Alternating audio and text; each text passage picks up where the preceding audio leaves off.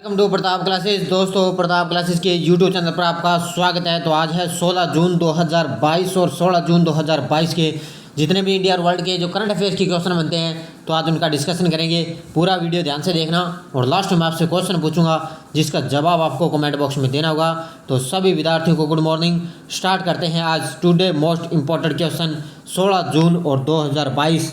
और जो भी विद्यार्थी हमारे इस चैनल पर नहीं हैं तो चैनल को सब्सक्राइब कर लें और इसके पास लगे बेल आइकन का घंटा दबा लें ताकि हम जैसे वीडियो अपलोड करें उसका नोटिफिकेशन आप तक पहुंच जाएगा। वीडियो लाइक और शेयर करते रहना। पीडीएफ आपको इसकी टेलीग्राम पर प्रताप क्लासेस सर्च करके वहां से आप डाउनलोड कर सकते हो और इस वीडियो के डिस्क्रिप्शन में भी टेलीग्राम का लिंक है, वहाँ जाकर भी इसकी पीडीएफ आप डाउनलोड कर सकते हो। तो स्टार्ट करते हैं आज 16 जून 2022। तो देखिए हमारा यस्टरडे रिवीजन। हाल में अजरबैजान ग्रांड प्रिक्स 2022 किसने जीता है? तो अभी हाल में अजरबैजान ग्रांड प्रिक्स 2022 जीता है मैक्स वेस्टरपेन ने। किसने जीता है? मैक्स वेस्टरपेन ने। हाल में खेलो इंडिया यूथ गेम्स 2021 का खिताब किस राज्य ने जीता है? तो खेलो इंडिया यूथ गेम्स 2021 का खिताब जीता है हरियाणा राज्य ने। किसने? हरियाणा ने। हाल में मई 2022 के लिए ICC men's and women's player of the month किन दो खिलाड़ियों को चुना गया है? तो एक तो एंजेलो मैथ्यूज और एक तुबा हसन। इन दोनों को क्या अब की बार है मई 2022 के लिए ICC men's and women's player of the month चुना गया है। अगला देखो, हाल में किस राज्य सरकार ने फ्रूट्स सॉफ्टवेयर लॉन्च किया है? हाल में किस राज्य सरकार ने फ्रूट्स सॉफ्टवेयर लॉन्च किया है? तो ये किया है कर्नाटक ने। हाल में एनसीपीसीआर का बाल श्रम उन्मूलन सप्ताह कब से कब तक मनाया जा रहा है? यानी कि इसका मतलब है बाल संरक्षण अधिकार आयोग, बाल संरक्षण आयोग ये बनाया जाएगा अब 12 जून से लेकर 20 जून तक। हाल में किस महाद्वीप में सबसे लंबे दांत वाले हाथी भोगेश्वर की प्राकृतिक कारणों से मौत हो चुकी है? तो ये था एशिया महाद्वीप का। और अभी ये क्या है? एशिया महाद्वीप का सबसे लंबे दांत वाला हाथी भोगेश्वर की इसमें इसकी मौत हो चुकी है। हाल में किस शहर में भारत का पहला केंद्रीकृत एसी रेलवे टर्मिनल शुरू किया गया है? तो ये किया गया है बेंगलुरु में। कहाँ पर है? बेंगलुरु शहर में भारत का पहला केंद्रीकृत एसी रेलवे टर्मिनल शुरू किया गया है। तो ये हमारा यस्टरडे रिवीजन था। स्टार्ट करते हैं आज का हमारा करंट। तो पहला क्वेश्चन देखिए, हाल ही में किसने 89.30 मीटर भाला फेंक के साथ नया राष्ट्रीय रिकॉर्ड बनाया है? तो ये बनाया है, ध्यान रखना, नीरज चोपड़ा ने। किसने बनाया है? नीरज चोपड़ा भाला फेंक से संबंधित ये खिलाड़ी हैं और अभी इन्होंने 89.30 मीटर भाला फेंक के साथ एक नया विश्व रिकॉर्ड बनाया है। देखो मुख्य तथ्य, भारत के इक्का भाला फेंक वाले नीरज चोपड़ा ने फिनलैंड में पाओ नूर्मी खेलों में 89.30 मीटर की दूरी पर फेंक कर एक नया राष्ट्रीय रिकॉर्ड बनाया है। तो ये कहाँ पर फैला गया? फिनलैंड में। और अभी 89.30 मीटर की दूरी पर फेंक कर एक नया राष्ट्रीय रिकॉर्ड बनाया। चोपड़ा इससे पहले राष्ट्रीय रिकॉर्ड 88.7 मीटर था जो उन्होंने पिछले साल मार्च में पटियाला में बनाया था। तो ये ध्यान रखना, अब की बार 89.30 और पिछली बार था 88.30 पटियाला में और अब की बार है फिनलैंड में। उन्होंने 7 अगस्त 2021 को 87.58 मीटर के थ्रो के साथ टोक्यो ओलंपिक का स्वर्ण पदक जीता था। तो ये भी आपके लिए खास है कि 7 अगस्त 2021 को 87.58 मीटर के साथ इन्होंने टोक्यो ओलंपिक का स्वर्ण पदक जीता था। किसने? नीरज चोपड़ा ने। अगला क्वेश्चन देखो, हाल ही में BWF इंडोनेशिया मास्टर 2022 का खिताब किसने जीता है? यानी कि इंडोनेशिया मास्टर बैडमिंटन टूर्नामेंट का खिताब किसने जीता है? तो एक तो ध्यान रखना, विक्टर एक्सेलेसन इसने क्या है पुरुष एकल में खिताब जीता और चैन यूफी इसने क्या है महिला एकल में खिताब जीता है। तो इसका राइट आंसर हो जाएगा उपयुक्त दोनों। इन दोनों ने क्या है अभी BWF इंडोनेशिया मास्टर 2022 का खिताब जीता। विक्टर एक्सेलेसन पुरुष एकल में खिताब जीता और चैन यूफई ने क्या है महिला एकल में खिताब जीता। तो इसका राइट आंसर हो जाएगा उपयुक्त दोनों। अब देखो बातें, 2022 Indonesia Master badminton tournament Istora Gelora Bung Karno Jakarta Indonesia में हुआ है। तो ये भी आपसे पूछा जाता है इसका आयोजन कहाँ पर हुआ है? Jakarta Indonesia. Olympic champion Viktor Axelsen और चैन यूफई ने BWF इंडोनेशिया मास्टर 2022 में संबंधित पुरुष व महिला एकल में इन्होंने ये खिताब जीते हैं। तो ये ध्यान रखना आप अच्छी तरह से, इन दोनों ने खिताब जीते और कहाँ पर हुआ था ये? जकार्ता इंडोनेशिया में। अगला देखो, हाल ही में IWF यूथ वर्ल्ड चैंपियनशिप में सेनापति गुरु नायडू ने कौन सा पदक जीता है? हाल ही में IWF यूथ वर्ल्ड चैंपियनशिप में सेनापति गुरु नायडू ने कौन सा पदक जीता है? इसने जीता है स्वर्ण पदक। कौन सा पदक जीता है? गोल्ड मेडल जीता है।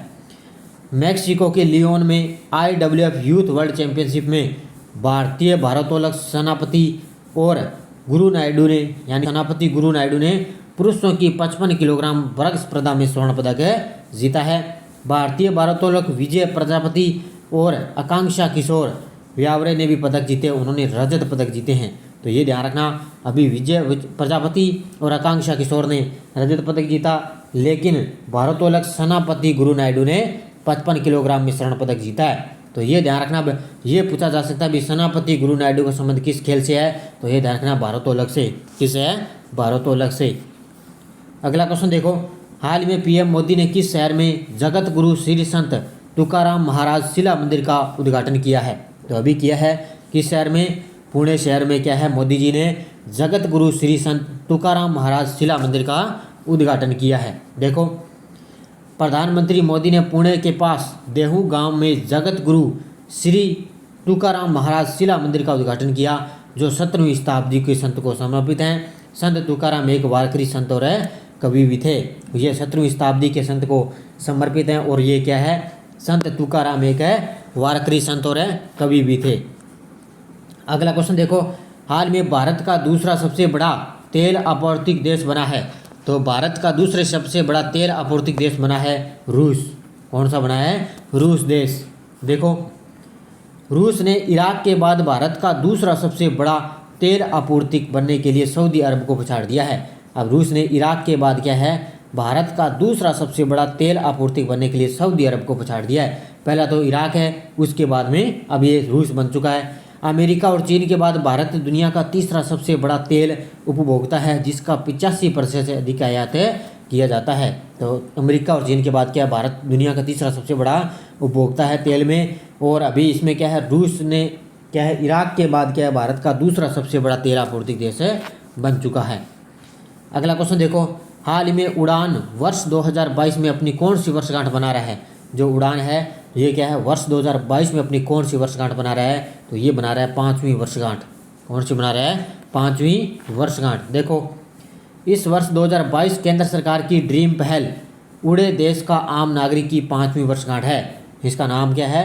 उड़े देश का आम नागरिक की 5वीं वर्षगांठ है। भारत सरकार की उड़े देश का आम नागरिक पहल एक क्षेत्रीय हवाई अड्डा विकास कार्यक्रम है। तो ये ध्यान रखना, अब की बार इसकी 5वीं वर्षगांठ है और ये क्या है, केंद्र सरकार की एक ड्रीम पहल है, भी उड़े देश का आम नागरिक है, इसकी अब की 5वीं बार वर्षगांठ मनाई गई है। अगला देखो, हाल में national e governance service delivery assessment report 2021 में कौन सा राज्य सबसे ऊपर है? तो हाल ही में national e governance service delivery assessment report 2021 में कौन सा राज्य ऊपर है? तो ये है केरल। कौन सा राज्य सबसे ऊपर है?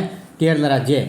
देखो, शीर्ष रैंकर कुल मिलाकर NSDA 2021 में केरल का सभी राज्यों और केंद्र शासित प्रदेशों के बीच उच्चतम समग्र अनुपालन स्कोर था। तो किसका है? केरल का। और NESDA रिपोर्ट 2021 को हाल ही में प्रकाशित किया गया था और ये रिपोर्ट 13 जून 2022 को जारी की गई थी। अब इसका NESDA का फुल फॉर्म क्या है?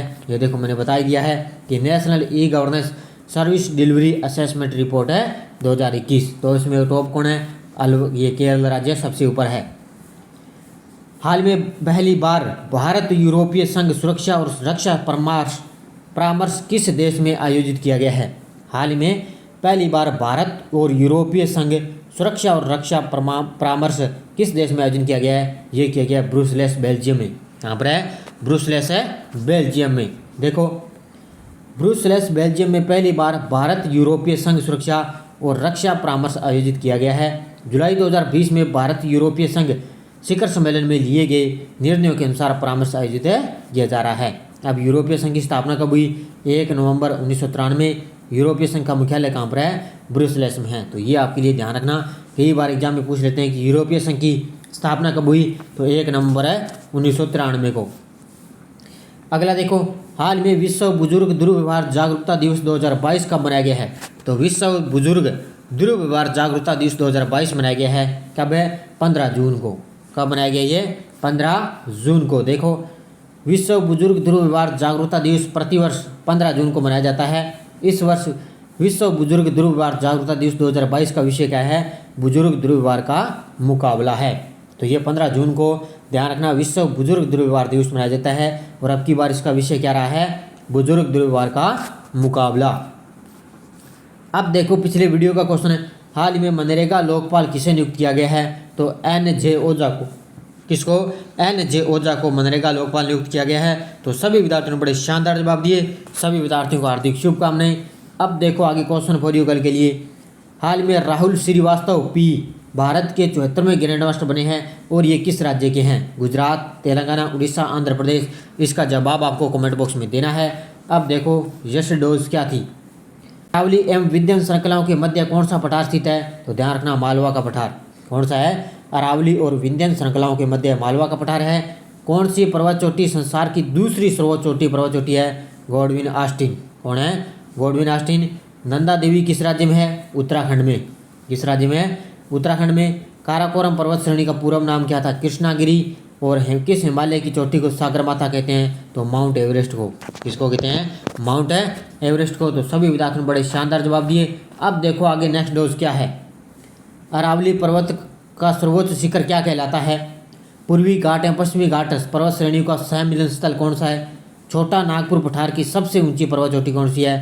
केटू के बाद भारत में निम्नलिखित में से कौन सी द्वितीय सर्वोच्च पर्वत शिखर है? और गुरु शिखर चोटी किस राज्य में स्थित है? इन पांचों के जवाब आपको कमेंट बॉक्स में देना है। और जाते जाते वीडियो को लाइक शेयर कर देना। लगातार आपको 6:30 पर डेली इंडिया करंट की ये क्लास मिलती है। तो लगातार आप चैनल के साथ बने रहिए और बहुत ही जल्द और आपके लिए पिछले 6 महीनों का करंट तैयार हो रहा है। तो जल्दी आपके सामने वीडियो आने वाला है। तो धन्यवाद दोस्तों। जय हिंद, जय भारत।